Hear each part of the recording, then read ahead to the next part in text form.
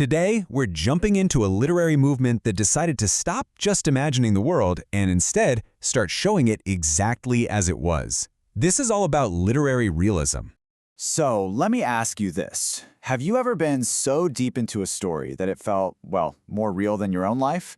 What happens when art stops sugarcoating things and just documents? When a story is so raw, so authentic, it feels like it's holding a mirror right up to your world.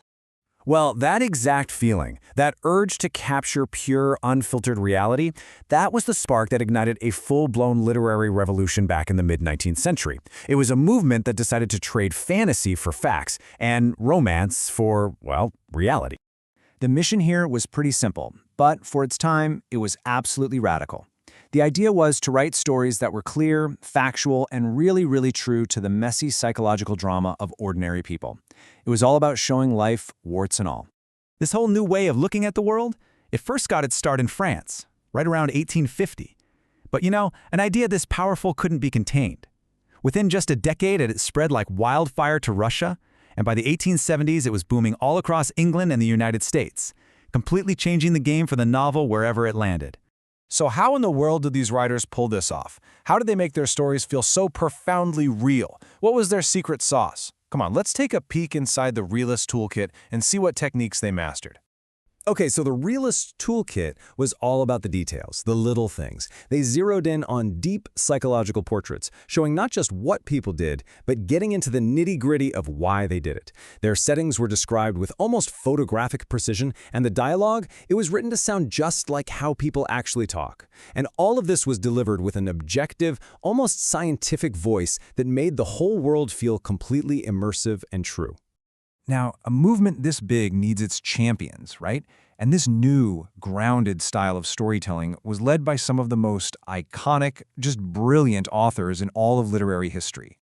Like we said, it all kicked off in France, with literary architects like Gustave Flaubert, Émile Zola, and of course the absolute master of the short story, Guy de Maupassant. These were the guys who literally laid the foundation for realism. And wow, this table really gives you a sense of the movement's incredible reach.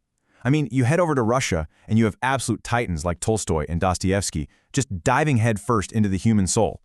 Then you hop across the channel to England, and you've got Charles Dickens and George Eliot using realism to dissect their entire society. And it didn't stop there. Over in the United States, writers like William Dean Howells were crafting a uniquely American version of the style. But here's the thing you have to understand. Realism wasn't just about artistic technique. For these authors, it was a really powerful tool for putting society under a microscope, and yeah, often for some sharp social critique. They basically held up a mirror to a world that was in total upheaval, a world that was struggling with industrialization, the explosion of cities, and massive inequality. They didn't tiptoe around the conflicts and injustices of the 19th century. No, they put them front and center in their stories.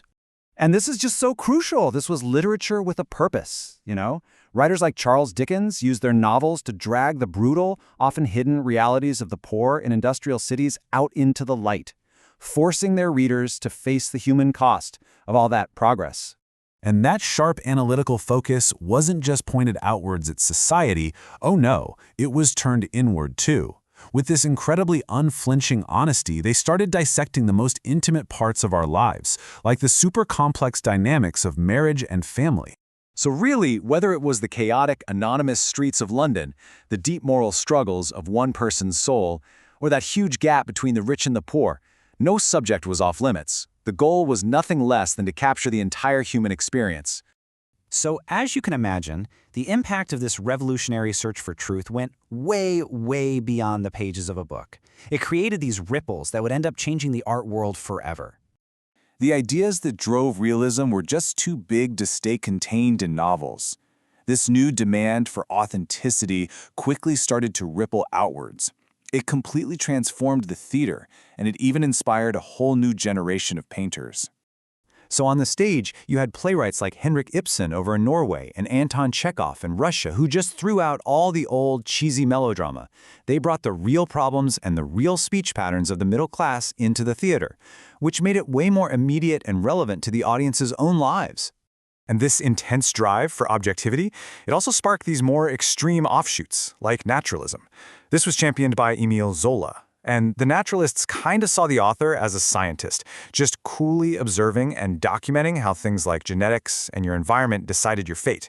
And believe me, the debate over realism's role is far from over. I mean, just look at this quote from the novelist Tom Wolfe. This call for writers to get out there and report on the real world is still echoing today, which just goes to show you the movement's incredible lasting power. And that's what makes this whole movement so fascinating. Even now, it forces us to ask a question that feels more relevant than ever before. In our own age of Instagram filters and perfectly curated online lives, what's the real value of seeing the world and ourselves without a filter?